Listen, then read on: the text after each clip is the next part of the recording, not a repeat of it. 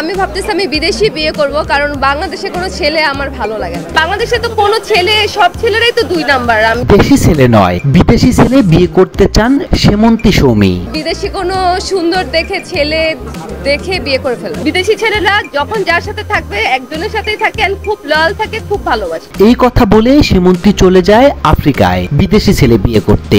কিন্তু বিদেশি ছেলে তো টায়াল ছাড়া জামা কাপড় পরে না, তো টায়াল দিতেই হিমশিম খেয়ে যায় সেমন্তী। ভয়ে বিদেশ পালিয়ে দেশে আসেন অভিনেত্রী।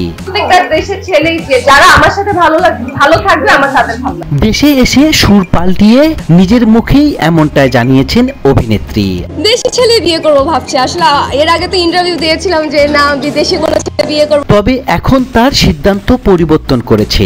সাম্প্রতিক একটি সাক্ষাৎকারে এ প্রসঙ্গে তিনি বলেন, বিদেশি ছেলের সঙ্গে আসলে মনের মতো সংযোগ থাকে না। যতই ইংরেজিতে কথা বলি না কেন, বাংলা ভাষার কথা বলার যে মজা তা পাওয়া যায় না। সব অনুভূতি ভাগ করা যায় না। 10 লাখ টাকা খরচ করে কোনো ব্যাপার না। 10 লাখ টাকা এভাবে খরচ হয়ে যায় একটা ট্যুরে দিলে। অভিনেত্রী জানান, আগামী বছর তিনি বিয়ে করার পরিকল্পনা করছেন। তার পছন্দ এখন দেশি ছেলে। তিনি বলেন, আমার পছন্দ দেশি ছেলে। একটা ভালো দেশি ছেলে দেখে বিয়ে করে ফেলবো। আপনারা সবাই দাওয়াত খাবেন। পছন্দ দেশি ছেলে, একটা দেশি ভালো ছেলে দেখে বিয়ে করে ফেলবো। আপনারা সবাই দাওয়াত। 2012 সালে লাক্স চ্যানেল আই সুপারস্টার প্রতিযোগিতায় সেরা 10 জনের একজন ছিলেন সেমন্তী সৌমি। এরপর মডেল হন গ্রামীণ ফোনের একটি বিজ্ঞাপন চিত্রে। এর মাধ্যমে দর্শক প্রথমেই তাকে টিভির পর্দায় দেখেন। বিজ্ঞাপনের পর মাসুদ মহিউদ্দিন পরিচালিত আগুন পোকা নাটকে প্রথম অভিনয় করেন। সেখান থেকে শুরু হয় পথ চলা।